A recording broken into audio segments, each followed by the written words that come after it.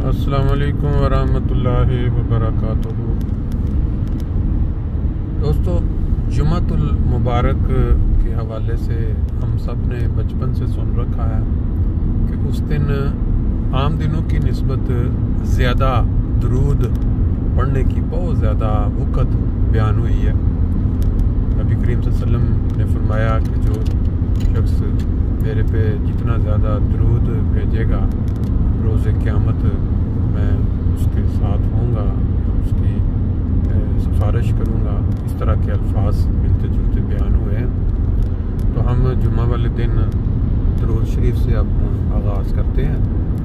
اللہم صلی علی محمد وعلی آل محمد کما صلیت علی ابراہیم وعلی آل ابراہیم انک حمید مجید۔ اللہم بارک علی محمد وعلی آل محمد کما بارکت علی ابراہیم وعلی آل ابراہیم انک حمید مجید۔ آج آپ کو عام روٹین سے ہٹ کے سورج کی خوبصورت چمکتی روشنی میں یہ ویلاگ پیش کر رہا ہوں۔ جمعہ کے دن دنیا میں جہاں جہاں مسلمان بستے ہیں، جن کو اللہ تعالیٰ نے صحت سے نواز رکھا ہے اور ان کے پاس فرصت نکالنے کی بھی توفیق ہے، وہ کوشش کرتے ہیں کہ جمعہ پڑھیں جا۔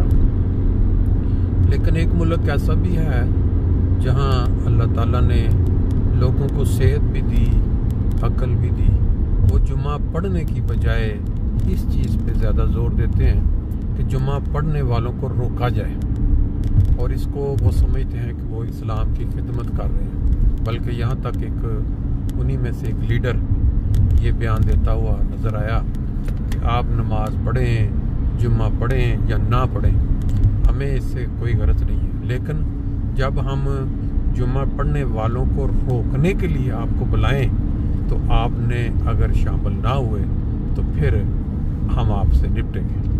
یعنی جو اللہ تعالیٰ کے احکامات ہیں، نبی کریم صلی اللہ علیہ وسلم کے احکامات ہیں، ان پہ عمل کرو یا نہ کرو۔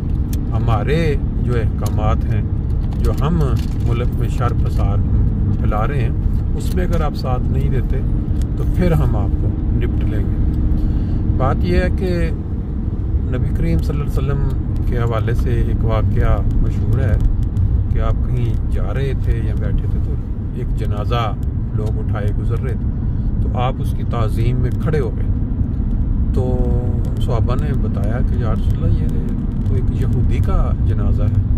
تو آپ نے فرمایا کیا وہ انسان نہیں ہے؟ یہ تھی تعلیم ہمارے پیارے نبی کریم صلی اللہ علیہ وسلم کی۔ اور آج یہ جو تعلیم چل رہی ہے پاکستان میں، بہت سارے لوگ ایسے معصوم لوگ ہیں جن کو پتہ ہی نہیں کہ نبی کریم صلی اللہ علیہ وسلم کی تعلیم کیا تھی، اور یہ جن کے خلاف یہ کر رہے ہیں، نمازوں کو روکنے کے لیے، جمعہ کو روکنے کے لیے، عید پہ باہر کھڑے ہو کے پہرا دیتے ہوئے، یہ ان کا کیا عقیدہ کیا ہے، کیوں اس کے خلاف جا رہے ہیں؟ ان کو پتہ ہی نہیں، ان کو کہانیاں سنائی گئی ہیں کہ یہ جو لوگ ہیں یہ کرتے ہیں، ان کا عقیدہ یہ ہے۔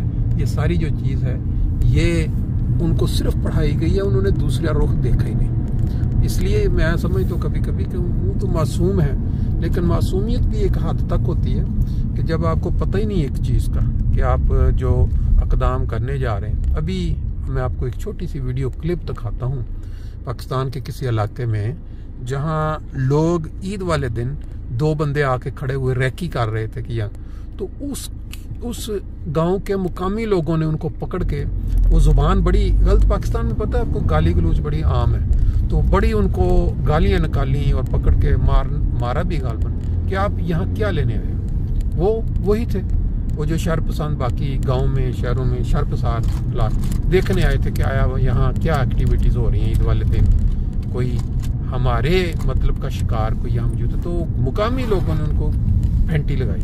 اب اس کا مطلب یہ ہے کہ بعض علاقوں میں ابھی کچھ نہ کچھ وہ کیا کہتے ہیں غیرت دین، اس غیرت دین کا زندہ ہونا نظر آتا ہے جو نبی کریم صلی اللہ علیہ وسلم کے لیے ہے، نہ کہ ان لوگوں کے لیے، نہ کہ وہ جو اللہ اور اس کے رسول کے خلاف اکسا رہے ہیں ان کے لیے نہیں، بلکہ ان کے لیے نبی کریم صلی اللہ علیہ وسلم کی تعلیم کے لیے غیرت ہے۔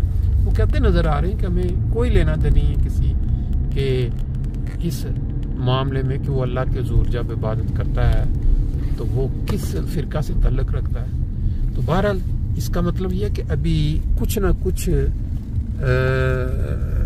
چنگاری کو اگر صحیح راستے پہ چلایا جائے تو اس میں موجود ہے زندگی کی رمق.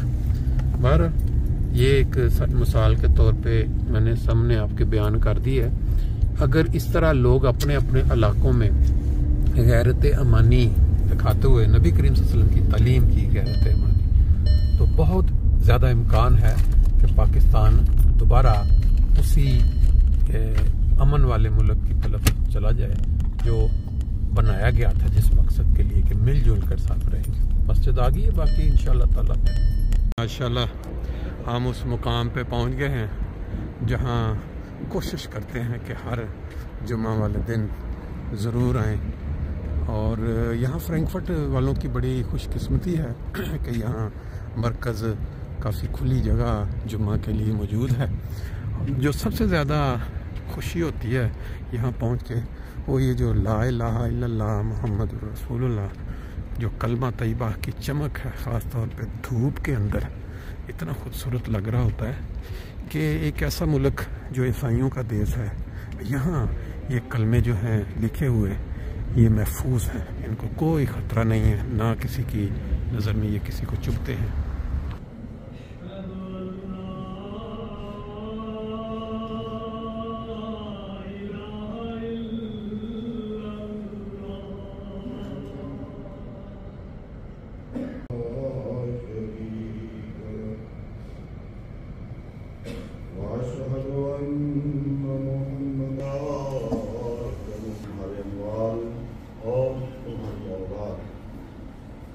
محض ایک آزمائش ہے،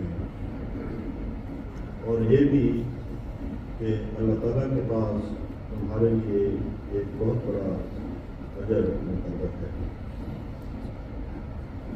شعبہ روکروں کی طرف سے رسول